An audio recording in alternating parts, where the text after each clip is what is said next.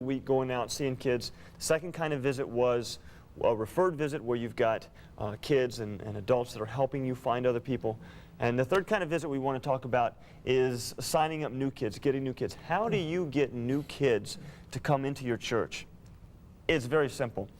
If you see a kid playing outside in the playground, if you see them walking home after school and you're out doing your visitation, talk to them, introduce yourself.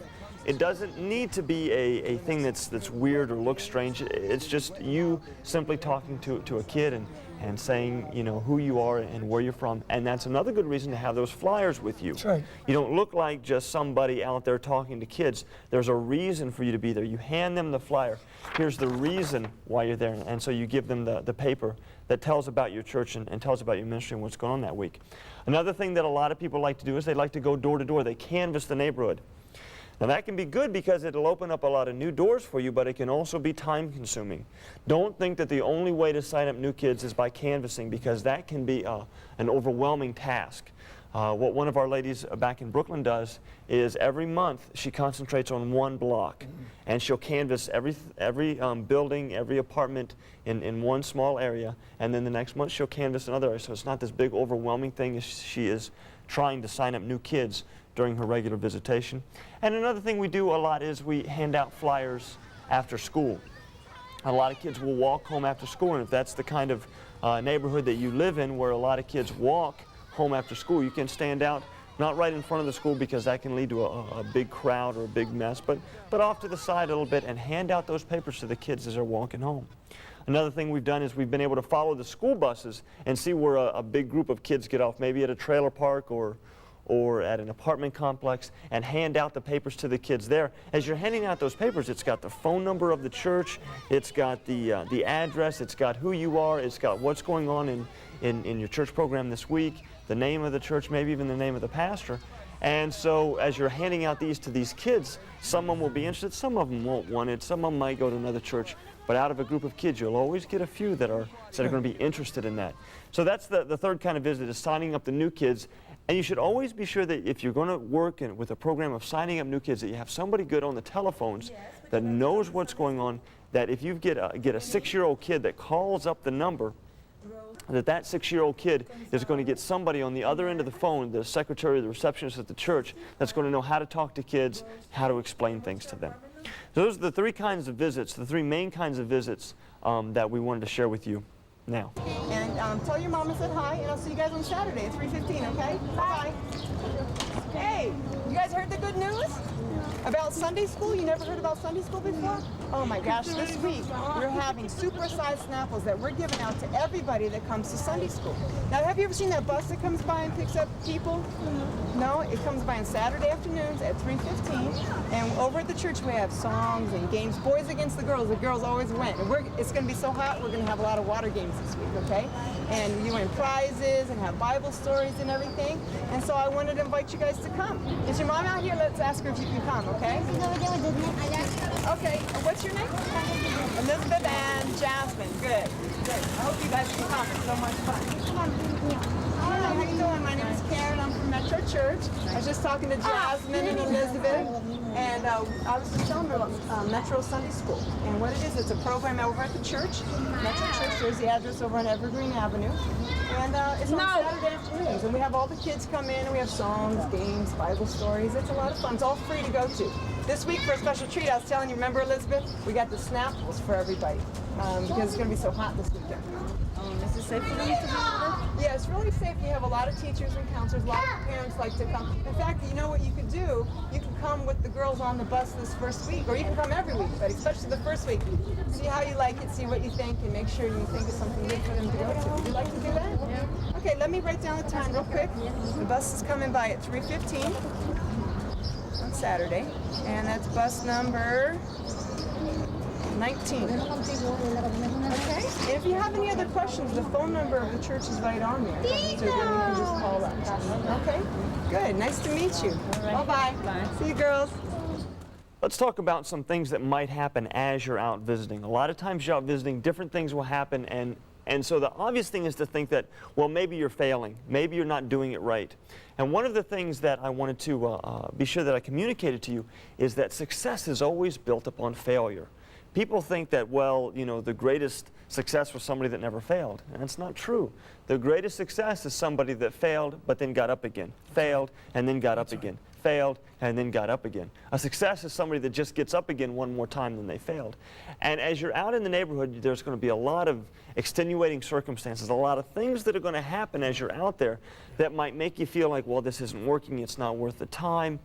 I want to set you up for that now. It's going to happen. There are going to be times when you're going to feel frustrated out there, when kids that have been coming for a long time are going to stop coming, when parents are going to say that they don't want their children to come anymore.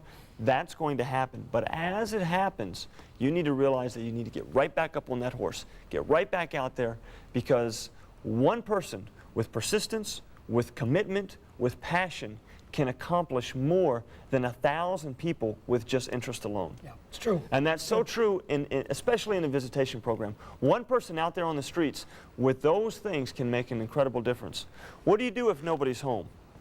You go out, you visit, you knock on the door, and nobody's home. I always, like I said, I always have my papers with me, my flyers with me telling the kids what's going on in Sunday school, what the memory verse is. Maybe if we're doing something special, have that written out on there. And if they're not home, I roll it right up and I stick it right in the door handle there, or I slide it underneath the door, maybe sometimes even with a little note. Dear Susan, sorry we missed you. I just wanted to stop by and say hi, and I'll see you tomorrow in church. And if I'm going to pick them up or have somebody else pick them up, I'll be sure to include the time. But that's very important to do if the kids are not home, so that at least they know that you stopped by at the regular appointed time that you promised to. Another thing that'll happen a lot is as you're asking the kids, how's everything going, or asking the moms when they answer the door, how are the kids doing? They might say that they're sick. You know what? It's between you and me. I love it when they say that they're sick, because that gives me a chance to pray for them. Good opportunity. And when I pray for them, guess what God does? He always intervenes. He always does. And so, what? Johnny's sick? Well, get him over here. Let me pray for him. Turn the TV off. I get the TV turned off. Mom, it's okay if I pray for him, right? And sure, she doesn't care. Most of the time, I'll say, well, come on around. Let's gather around. And so what am I doing? My workers are there. I'm teaching my workers how to pray for people that are sick. Good. The mom is there. Who else comes to their home and prays for their kids when they're sick? Nobody does. Pastor Chris does. When Pastor Chris knocks on their door, they know that the man of God is there bringing something from God to them. And so we turn off the TV. We keep it a short, simple prayer. God, Johnny's got a cold. We believe, God, that when you sent your son to die on the cross, that it was not just to save him from his sins, but to heal him. God, we pray you'd heal his body. And everybody said, and I'll get the parents and the brothers and the sisters and the workers and everybody, they say amen, and we believe it. And you know what? God effects a miracle. He always does. And what a tremendous opportunity. Next week when I come back, you know, I jotted that down. How's Johnny feeling? Well, Johnny's feeling a lot better. You know who did that, don't you? Yeah. And the mom says, yeah, it was because of God. It was because you guys prayed. And I cannot tell you how many parents, how many families have started to come to church because one of the kids was sick, and we prayed for him. God healed him. And praying for the sick is a tremendous opportunity. Getting away from the meat and potatoes time of just saying, how's everybody doing, and coming to church. Every now and then you'll get an opportunity to spend a little extra time there. Maybe it's with prayer. Maybe it's with doing something else like that. But you have to take advantage of those opportunities. You have to take advantage of them. Another thing that we always do is we invite the parents to come along with the kids. We try not to do anything secret in our church. Man, everything's out in the open. We want the parents to ride on our church buses. We want the parents to bring their kids. Not just send them. We want the parents to bring their kids. And I think that's a good point to remember as you're inviting the families. There was just this past Christmas, there was a lady who had, somebody broke into her house and stolen all of the kids' Christmas presents. Well, I had taken up a little collection with the staff, and we had gotten a few stuffed animals together and a few little checkerboards and stuff like that. And on Christmas Eve, I took those toys over and I called the mom out in the hallway and I said, listen, I don't want the kids to think that this stuff came from me. You take it, you wrap it up, and you let those kids think that it came from you. I didn't, give her the 4 spiritual laws. I didn't bring my Bible and go through the Romans road. You know what I did? I shared something with them that nobody else was. They saw God in me. That's good. The mom started to cry, and the first words out of her mouth were, I want to come to church next week. I want to be in your church. I wanted to take the kids the presents. I wanted to give them something. I've known those kids for a long time. But what happens is that weekly visitation in their homes, I'm telling you, the parents will get to see who you are. And when you invite them to come, not just your first day there, come to church. You know what? The first time somebody invites me to church, I didn't go. When people invite me to go to church all the time. You know, in neighborhoods or in different settings. I don't always go, but if there's a relationship that's been built, like Pastor Bill said, 80% of people that come to church come because somebody built a relationship with them, and you have an opportunity to do that with your parents. There'll be times when a parent inevitably is going to say no, and when that happens, you don't need to be offended, neither do you need to take it personal, but you do need to find out why, and I think that's very important. Anything could have happened. Something may have happened the previous week in class. Maybe a kid heard something and didn't understand it and it bothered him. Maybe the kid got beat up by someone in the bathroom that week, didn't want to tell you, but ended up telling the parent when they got home and ended up causing some confusion. There could just be a general conflict. There could be something happening in the home. A lot of times the kid will get disciplined at home, and his discipline will be, okay, you're not doing your schoolwork, you're messing up, so you're not going to Sunday school anymore. But it helps for you to know this. That way it at least lets you know if there is a problem, if it's something you can do to correct it, and then somehow continue to keep that relationship up with the kid. If you don't know what's going on, there's no way you can correct the problem. She goes every week to Sunday, on Saturday to Yogi Bear. She's been going there for a long time. But for the past 2 weeks, she says that some kids been picking on her, pulling her hair and stuff like that. And I'm not gonna send her if they're gonna, you know, hit her or pull her hair and stuff like that. You understand? Well, I'm sorry. I didn't know this was happening. This is what I'll do, okay? What I'll do is I'll have her come and sit up front with me because I'm always in the front and I'm always watching everybody. So if I watch her, will you be able to let her go? She'll be with me the whole time. Well, as long as they know that nobody's gonna hit her or pull her hair and stuff like that, All right, yeah, I'll be allow her to taking care of go. her the whole time then. Because she's been going for a long time and she enjoys it. But for the last 2 weeks, she's been complaining. And so I told her that you don't go no more, you know? And, Well, I'm really sorry then. So, yeah. so are you gonna let her go? Because Yeah. I'll take care of her. I'll have her with me the whole time. yeah, I trust you. And, you know, she's been going for about, what, 4 years already? So I'll let her go. All right, so I'll see you this week, Okay. right? Yeah. All right, Bye. I'll see you. Here's your paper. Thank you. Okay, Okay, bye-bye. see you Saturday. Okay, bye. Let's talk about taking kids off the roster. A lot of times, if kids are not coming to church, you feel almost obligated to keep visiting them, even if they're not coming. I don't do that. The Bible is very careful when it talks about don't cast your pearls before swine. Take your time. Your time is very valuable. Your time may be the most valuable thing you have. You only have a certain amount of it. And your time is so valuable, you spend your time with the kids that are going to respond. And so if a kid's not coming, I'll say, listen, if you're not coming to church, I'm not going to keep stopping by your house. I'm going to take your name off the list. A lot of times that'll make them sit up and go, oh no, I want to come. I'll be coming next week. I didn't want you to take my name off the list, because that list, like Pastor Bill was saying, was so important. So that'll happen sometimes, and then other times the kids will stop coming. I'll take their name off the list, but I'll keep seeing them. I'll see them in the neighborhood. I'll pass by. I'll say hi to them. And you know what happens? Later on, when they get older, they'll come back. They come back because you're planting seeds in them that might not be coming to bloom for a while, but they'll come around. And as long as you're still in that neighborhood, as long as you're still out there so they can see you and know that you haven't given up on them, that you still love them, they'll make that turnaround. Now, Bill, in New York City, we make it mandatory for everybody to spend 3 hours out there. Why don't you talk a little bit about why you feel so strongly about that 3-hour rule that you set up a long time ago, and why that makes sense for us? Well, I think the thing with the 3 hours is not only are you disciplining yourself to go, but everything, folks, in life works in relationship to how much you put into it. What is that old saying? The harder I work, the luckier I get. I think visitation works along that same principle. If you can put in an hour, then you'll see an hour's worth of results. If you put in 2 hours, then you get 2 hours results, and so on and so forth. We have found that the 3-hour rule works very good in the sense is that it gets you out It gives you time to settle down, gives you time to relax. You're not pressed.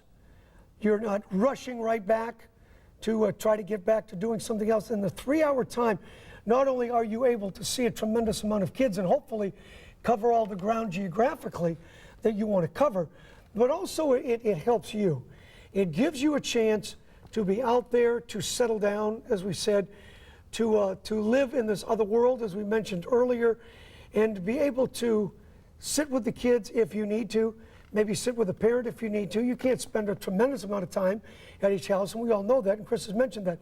But if the need arises, if a situation avails itself, at least you know in the back of your head, you've got some time where you can go out there, be productive, minister, spend some quality time with the kids, talk to some new people, and basically be visible in the neighborhood that projects the image, and it starts developing all those other things that we're doing. Does that make sense? It's a process, folks, and time is a very critical part of that. If you're going to try to go out there and spend an hour, by the time you get in your car, get out to the route, get your stuff together, an hour's not going to do it. 2 hours barely does it. 3-hour minimum. We have people in New York that spend 4, 5, 6, 7, some 8 hours.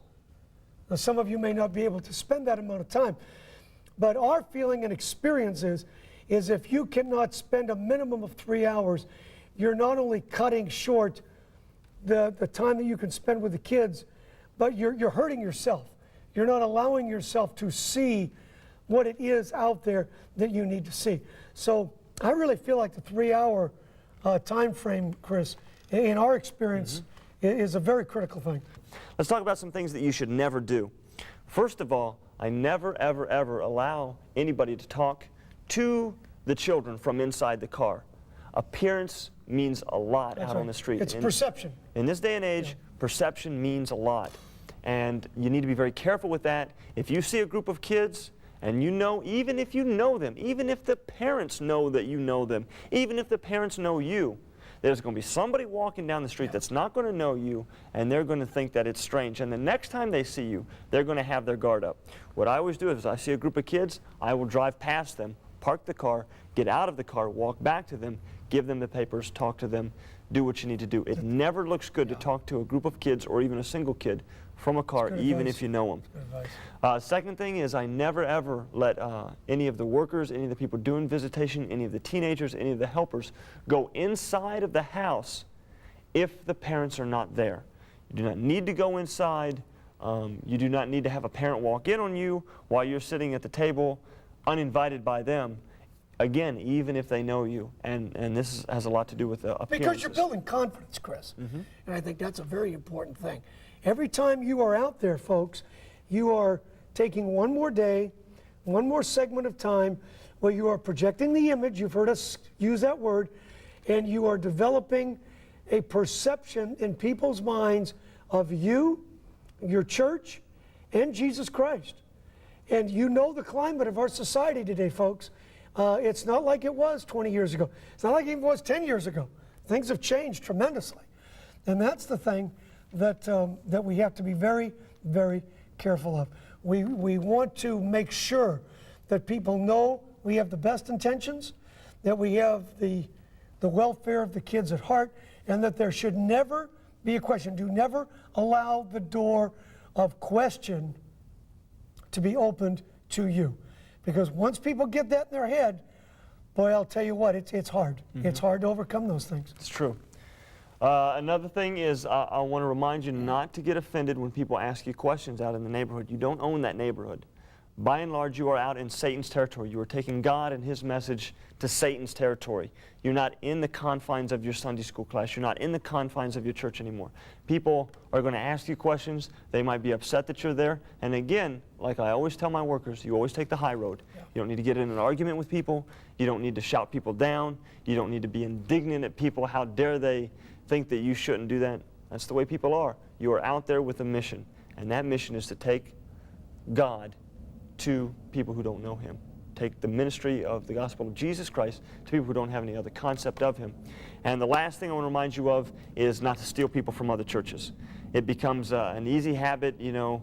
we're the Baptist church, and so we're going to try to get there before the Assembly of God church bus gets there. Or here comes the Joy bus, we're going to cut them off, and we're going to try to get those kids that aren't quite sure what church to go to, if we get there first, or we're going to try to lure them into our church. And that's not a good testimony out there. If they are, believe me, there's enough kids, enough teenagers, enough parents out there who are not going to church. We don't need to fight over the same 10% that are. Let's go out and get the ones that nobody else is getting. Okay, so that's basically how to do visitation. That's the nuts and bolts of it. We spent time talking about the 3 different kinds of visits and some problems you might run into. Take this time, take this section, and review it, maybe look at it a few times with your workers so that they get this part down. It'll save them a lot of time and keep them from making a lot of mistakes.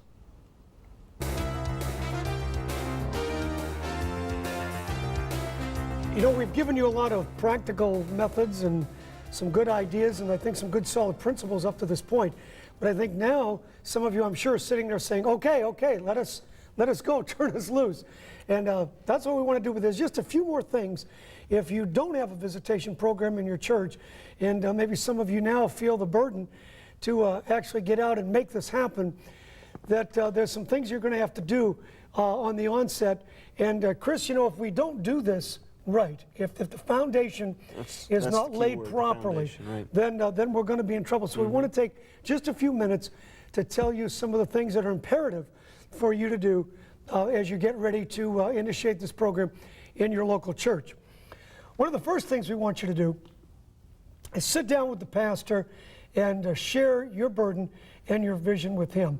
Everything, folks, needs to go through the pastor. I've been an associate pastor, I've been a senior pastor, and I think one of the things that a lot of Maine men struggle with is that people get all excited. They've got all of these things going, and they want to go out and make this happen. And they're like a loose cannon, so to speak. They're like the proverbial fanatic who's lost his way but doubled his speed.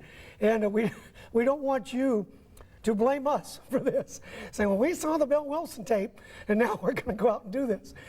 First thing you need to do, sit down with the pastor, make an appointment, share with him what you feel like God is showing you, and get his blessing. Without the blessing of the pastor, folks, I don't believe that any program can be successful. And some of you may take me to task on that, and that's fine. But I believe that God places pastors in that role for a reason. And when I was an assistant pastor, I worked with a man named Tommy Barnett for many years back in Davenport, Iowa. And I was younger then. And there was things that even at that point, I maybe didn't quite understand. I didn't know exactly maybe why he made certain decisions or why he did what he did. But see, I never saw the big picture. And that's one of the sad things about sometimes second men or people in the laity. You've never been a senior pastor. And I never had either until I went to New York. And so I never was able to really see the entire picture of the whole church. I saw my little area. I saw my little corner of the world that I was involved in.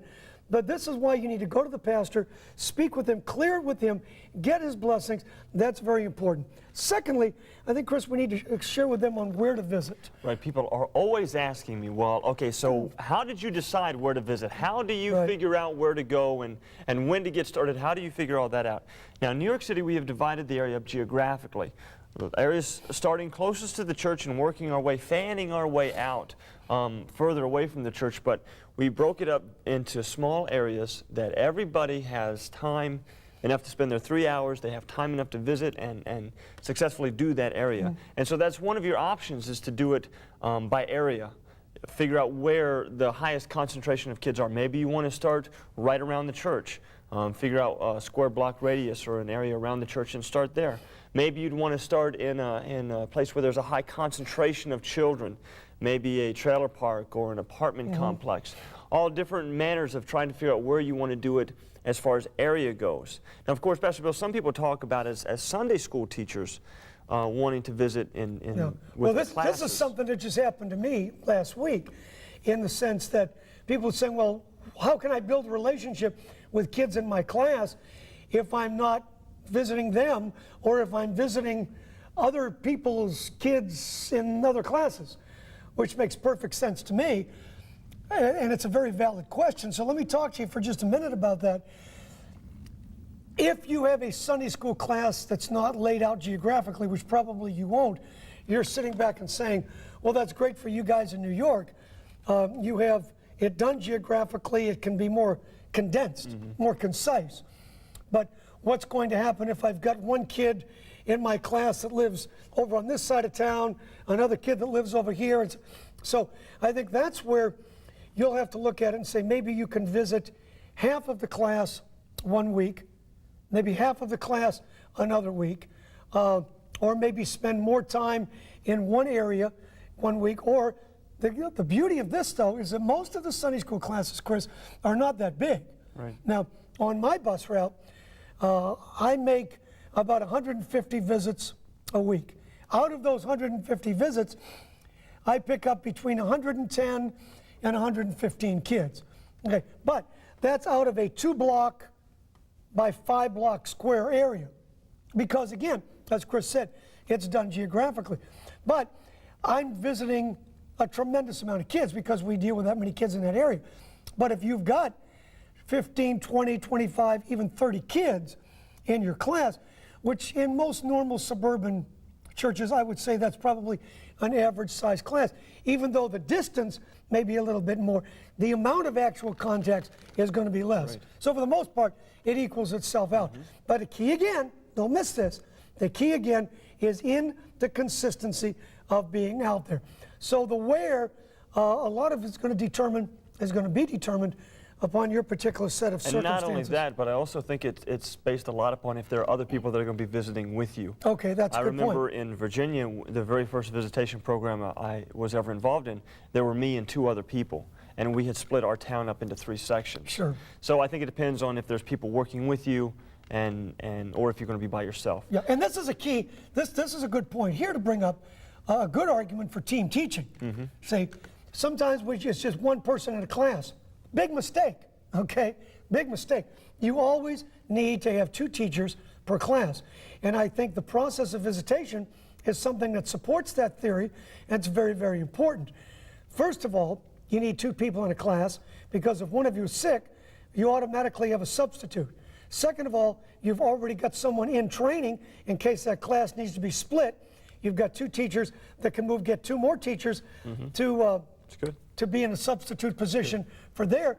And then if you need someone to go with you, visitation-wise, if you don't want to go by yourself, you've got your team teacher. If you feel comfortable going alone, then they can go alone and you can cover twice as much area. So that's good. I'm glad you brought that up. Yeah, it works out well. But again, the key point is getting out there. Another thing that a lot of people ask is, how do you get the names of the kids? Now, Pastor Bill already mentioned getting your roster built up from the roll sheets in the class that are started when you take attendance in Sunday school. Another thing that we do a lot in New York is we'll have a coloring contest. Right out, as we're handing out the papers to everybody we see, we'll have a place in there for their name, for their address, for their age, their apartment number. And before we'll even consider them for winning the contest, that all has to be filled in so that then when they come in, we collect all those papers and then we have a roster. If you're doing Sidewalk Sunday School, I always encourage people to have some of the workers, some of the teenage workers, sit with the kids and just get everybody's name.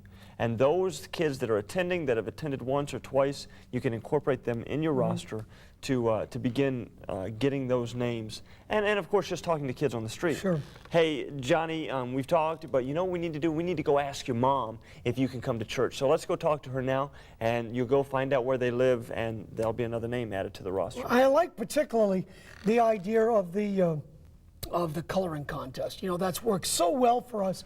And this brings us to our next segment that we want to talk about, is actually the flyers, the handbills, the things that you are using as your tool when you go to that house. Chris mentioned just a minute ago about the coloring contest flyer being used as a perfect way of getting these kids' name and address. We'll get a regular sheet of paper, as we use for the printouts, and have a picture on one side. You can get clip art, get a picture out of a coloring book, and just reproduce it on there. It can be a a Bible picture, doesn't necessarily have to be. And then on the back, as he said, have a place for the kid's name, address, phone number, apartment number, if that's what you're dealing with. And as those kids bring them back in, you've automatically got your roster. They all want to win the contest.